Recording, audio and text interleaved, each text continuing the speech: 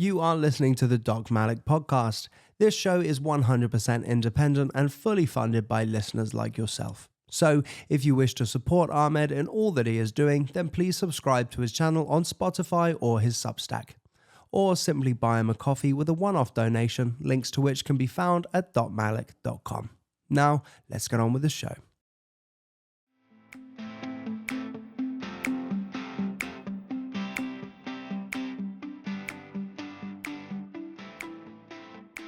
Hi, everybody.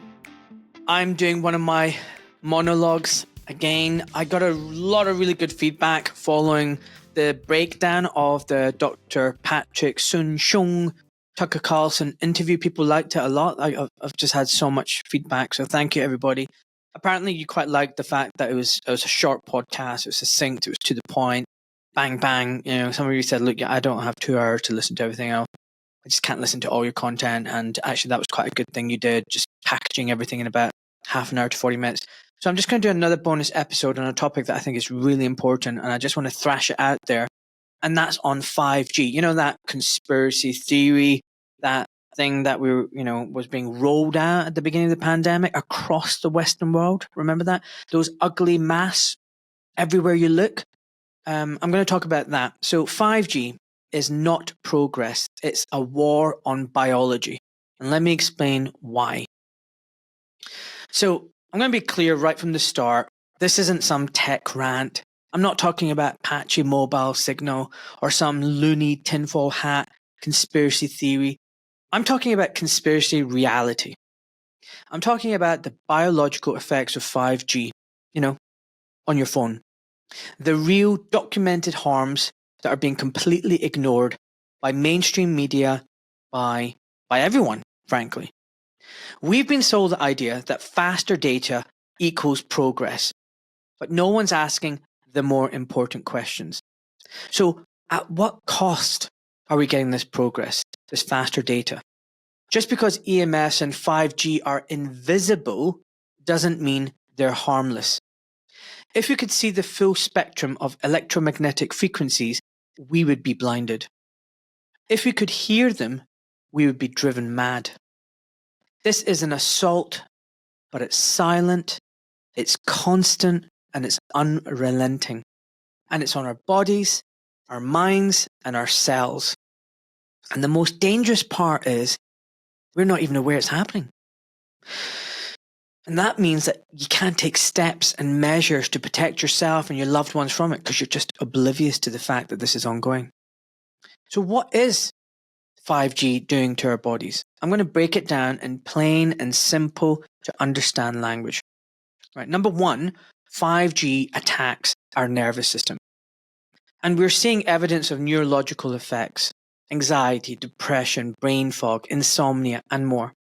And these aren't random spikes in mental health issues. They align with increased EMF exposure. Your brain is being bathed in frequencies it was never designed to handle.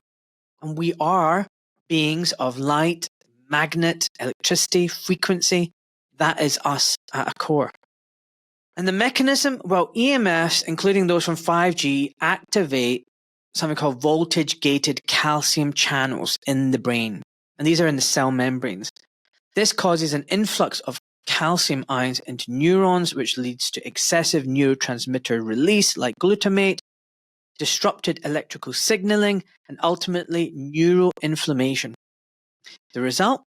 A range of neurological and psychiatric symptoms that resemble what many people are increasingly reporting. Excess intracellular calcium also triggers the production of peroxynitrite, a highly reactive free radical. And many of you will know free radicals are not good. They cause oxidative damage to cellular components like mitochondria, lipids, and DNA within the neurons. And this cascade is linked to neurodegenerative conditions like Alzheimer's disease, Parkinson's, and early cognitive decline. And if you want references, go to my Substack, and there's 2 listed there. Number 2, it disrupts our hormonal systems. And hormones are basically your body's messenger signals. They're released by glands like the thyroid, the adrenal, the pituitary, and they cause actions in distal parts of the body and cells. So your endocrine system regulates everything from metabolism to reproduction. And 5G throws a wrench into that delicate balance. Hormonal dysregulation isn't just fatigue, it's your body struggling to adapt to these artificial stressors, which it's never had to face in biology and nature, all the hundreds of thousands of years man has been on this planet. So here's how, again, EMFs have been shown to alter the function of multiple endocrine glands, including the hypothalamus, the pituitary gland, thyroid, adrenals, and gonads. And for the boys at the back of the classroom, stop giggling. These glands, yeah, I did say gonads. These glands are responsible for producing critical hormones like cortisol, the big steroid, thyroid hormones, testosterone, and estrogen. Disruption to these pathways leads to downstream effects, from chronic stress and poor sleep to infertility. Boys, in particular, back of the classroom, might be firing blanks. And mood disorders. EMFs also affect melatonin, that really important hormone, anti-cancer, a fantastic hormone, the one that you get in your sleep. And it affects the production of that in your pineal gland. Melatonin isn't just a sleep hormone, it's one of the most powerful antioxidants in the body. Okay, so lower melatonin levels are associated with disrupted circadian rhythms, poor immune function, and higher cancer risk. Cancer. We've talked about that on the show quite a lot, folks. Additionally, exposure to EMFs has been associated with altered levels of reproductive hormones and increased risk of miscarriage. I mean, these aren't fringe ideas, folks. I mean, we can see it everywhere around us. People are struggling to have babies. Miscarriage rates are going up. We have whistleblower midwives reporting on this. This is fact. And their documented findings are being systematically ignored. Again, references, go to my Substack. And quick plug-in, if you haven't already, folks, sign up to my Substack, docmalik.substack.com. There's a free version. Actually, most of you are free, subscribers. You get all this extra information. You get updated with all the podcasts and episodes and everything. So sign up to my newsletter. It's one of the most important newsletters you can sign up to. Remember, we need to combat the true misinformation coming out of the shills, the quacks out there, and the government agencies and the politicians. So sign up to my newsletter. All right, number 3, it fuels chronic disease. So 5G increases oxidative stress and free radical damage. I mean, the kind of cellular chaos that drives most chronic conditions like heart disease, chronic condition, diabetes, autoimmune disorders, neurodegeneration. Guys, this isn't a stretch. It's biochemistry. It's reality.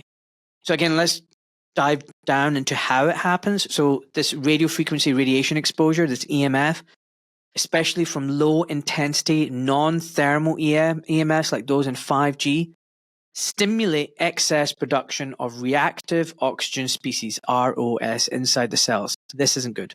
These are unstable molecules that damage cellular membranes, enzymes, mitochondrial DNA, the powerhouse of the cell, and nuclear DNA. And this oxidative burden overwhelms the cell's natural antioxidant defenses, leading to chronic inflammation. And inflammation, folks, is really the foundation of nearly all modern diseases.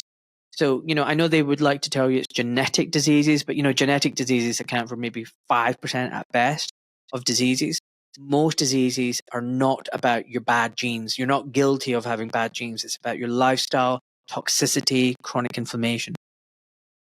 Okay, so over time, this process contributes to endothelial dysfunction, which is heart disease, insulin resistance, which is diabetes, and brain tissue degeneration, Alzheimer's, and Alzheimer's is also thought of as type 3 diabetes, and immune dysregulation, autoimmune diseases. So in other words, we're not talking about rare conditions. We're talking about the epidemic, the real pandemic of chronic illness now, which is normalized in society.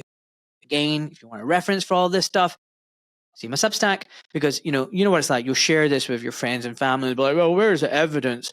What proof do you have? Well, yeah, I've listed some references for those people. You know those irritating relatives and friends. Well, you can thrust this under their nose and they read that. Right, number 4, it damages DNA. We now have studies showing 5G can cause both single and double strand breaks in DNA. That means more cancer. Yeah, everybody knows someone who's got cancer, but also genetic mutations that can be passed to future generations. So folks, I keep saying this, like, we need to reclaim our health, not just for ourselves, but our future generations, because it's all about our children. Anyway, let's dive into how it affects, the damage to the DNA. Well, EMF exposure increases free radical activity, particularly hydroxyl and peroxynitrite radicals, like I've mentioned before, which directly attack the DNA molecule, supposedly the building block of life in our cells. This leads to breaks in the sugar phosphate backbone of the DNA strand, either on one side, which is single strand, or both, which is double strand. The DNA breaks are serious cellular injuries if they're not properly repaired. Guess what? Yeah, you got it. They lead to mutations that drive the development of cancer. And even more worrying, when this damage occurs in germ cells, sperm and egg, boys in the back, stop giggling, those mutations can be passed on to your offspring. So we're not just altering our present health, we're altering future generations. And yes, folks, I have a reference again. See my Substack. All right, number 5, it lowers fertility. Lower sperm count, lower libido, increased miscarriages, increased infertility. Folks, this is happening.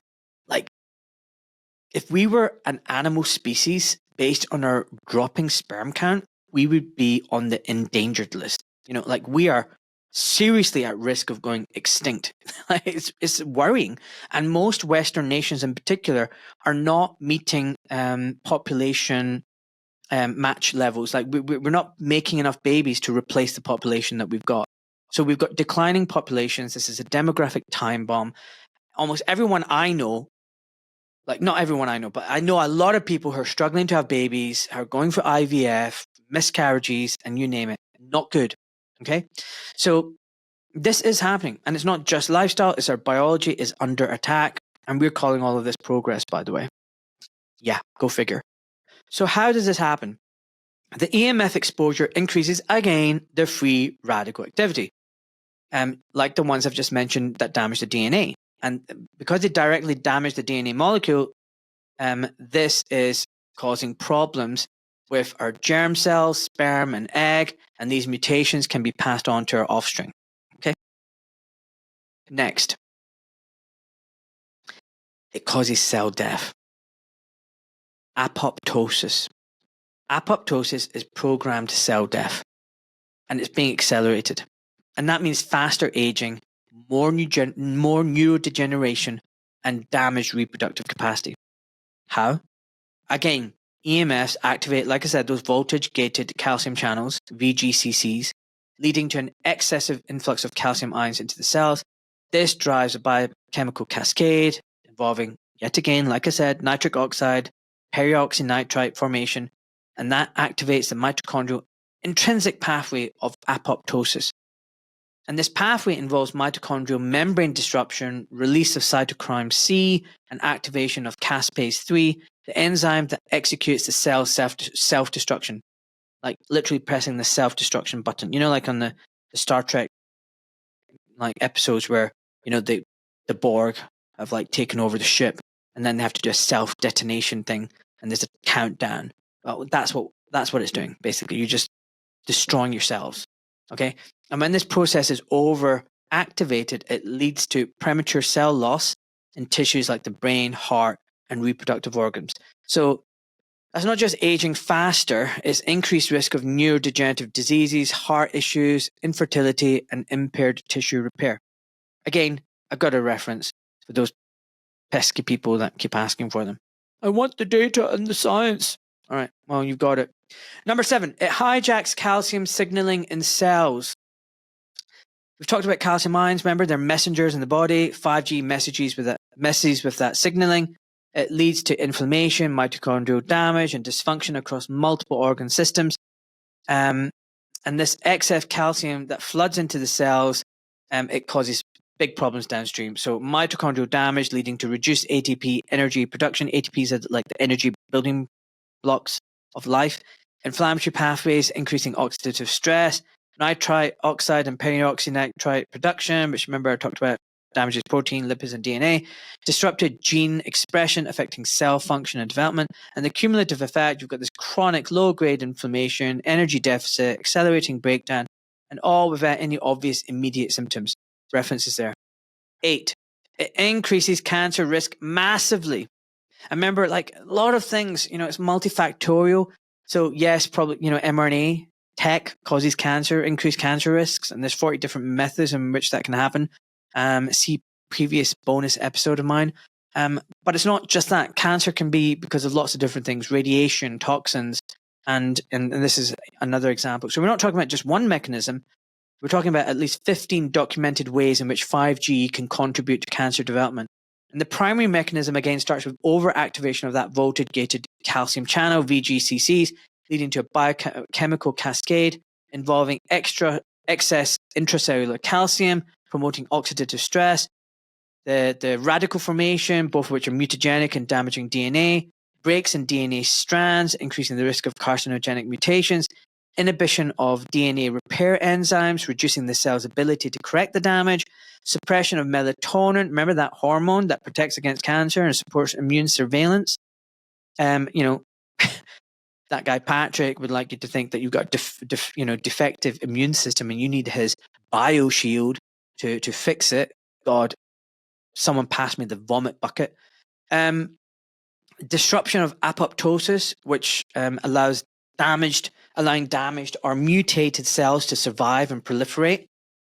Altered gene expression, activating oncogenes or silencing tumor suppressor genes.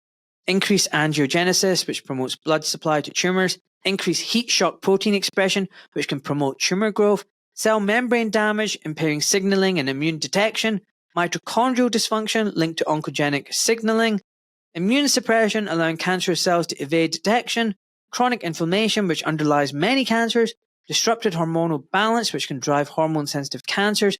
And accelerated telomere shortening, leading to genomic instability.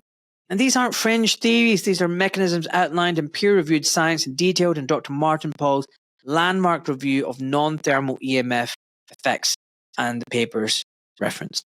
Now, you will see I have referenced several papers from Dr. Paul. Who is he? Is he a quack? Is he a crazy person? Is he a loon?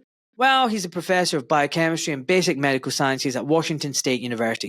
So anyone who thinks, who is this? Well, shove it. Like, this guy's credentialed. He's an expert in his field. And there you go, right? So, folks, we're being soaked in radiation with no real public debate, no proper safety studies, just slogans about speed, connectivity, and smart living. And, like the inversions, when you see smart, it means dumb as shit. Shiitake mushrooms.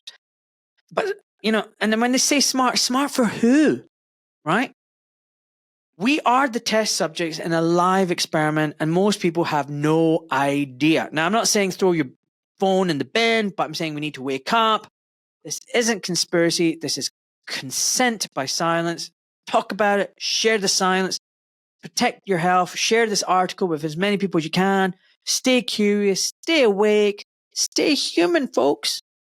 Much love, Doc Malik. P.S. I mean, if you want to read more about this kind of stuff, I would definitely follow people like Francis Leader, Keith Cutter, and Roman Shapoval. Other steps that you can take, honestly, like your phone, go into the settings, go into the data mode area. You'll see it connects automatically to 5G. Go down to like 2G or 3D if you can. Get off the 4G, 5G. That's one thing you can do. Keep your phone away from you at night. Don't have it charging in your bedroom. Keep it outside the bedroom. Turn off your Wi-Fi. Especially overnight if you can. Even, it's a cumulative dose. So even if you're living in an apartment block, turn off your Wi-Fi. Keep your phone away from you. And whenever possible, keep it on airplane mode and turn it off and keep it away from you. That's one just simple thing that everyone can do.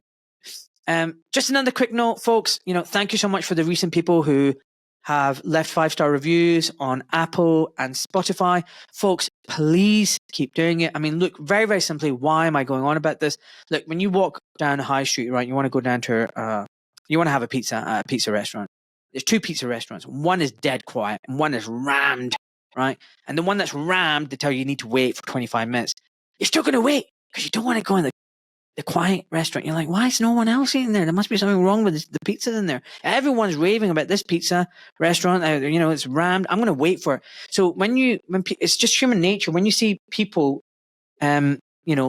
liking and attracted to something, you want a bit of that. So the more likes and reviews I get, the more hopefully normies who, come across my podcast will be like, ooh, what's this? Oh, a lot of people seem to be listening to it and liking it. I need to check this out. I don't want to miss out. I mean, it's as simple as that. That's human psychology. So, we want to boost the visibility of the podcast. You're supporting me, a true independent, uncaptured creator. You're attracting the more guests and opportunities. So when honestly, I kid you not, like guests will email me back and go, oh, I've checked your website and oh, you've got a very big following on Spotify. Oh, and then, they want to come on my show. But like, if I'm like a small player for some people, they won't want to come on my podcast. They'll just be like, yeah, whatever. Small fry, I'm not interested. Now, I've actually had guests who've said that. They've said, oh, when you're bigger, contact me again. And it just strengthens more the community when you leave reviews and stuff. And yeah, it's just great. So please, I know, honestly, there's 100 times more people listening than who press the follow button and leave a review and 5-star rating. So if you can, just take literally 20 seconds and do that. Right, folks, if you love this kind of content, leave a review on my Substack or Spotify. Tell me that you like this kind of stuff, and I'll do more of these bite-sized episodes, just for people who don't have time for the long-form content. Right, much love, folks. Mwah! I love you guys so much, and you know that.